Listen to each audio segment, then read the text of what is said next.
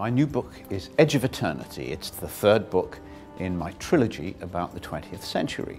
The first book, Fall of Giants, was about the First World War, Winter of the World about World War II, and Edge of Eternity is about the Cold War. At the beginning of the story, the grandchildren of my German family are living in Berlin, in the house where the family has lived all through the first two books.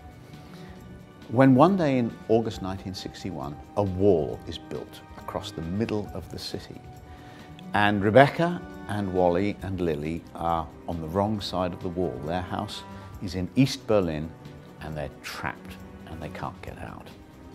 And that wall symbolizes the way in the last half of the 20th century the world was divided in two. The granddaughter of my Russian family is a reporter for a Russian news agency, and she's in Cuba at the time of the Cuban Missile Crisis. And I remember this very vividly, although I was only a kid. We all went to sleep at night knowing that we might never wake up. Nuclear war between the Soviet Union and the United States might break out at any second, and we might all be destroyed in a great flash and a bang. A lot of young people in those days invested their hopes in characters such as Robert Kennedy, Bobby Kennedy, and Martin Luther King, who were then assassinated, wiped out by a bullet.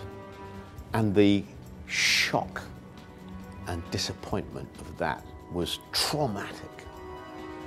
And then finally, towards the end of Edge of Eternity, a group of people in the Kremlin who are reformers and who want to change the Soviet Union start, after decades of defeat, they start actually to make progress.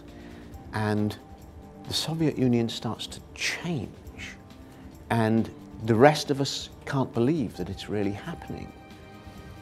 And the end of the book, that terrible wall which was built at the beginning, that wall that symbolizes the division of the world into two armed camps, is suddenly demolished, and people surge across from one side to the other. Families are reunited, and the Cold War is over.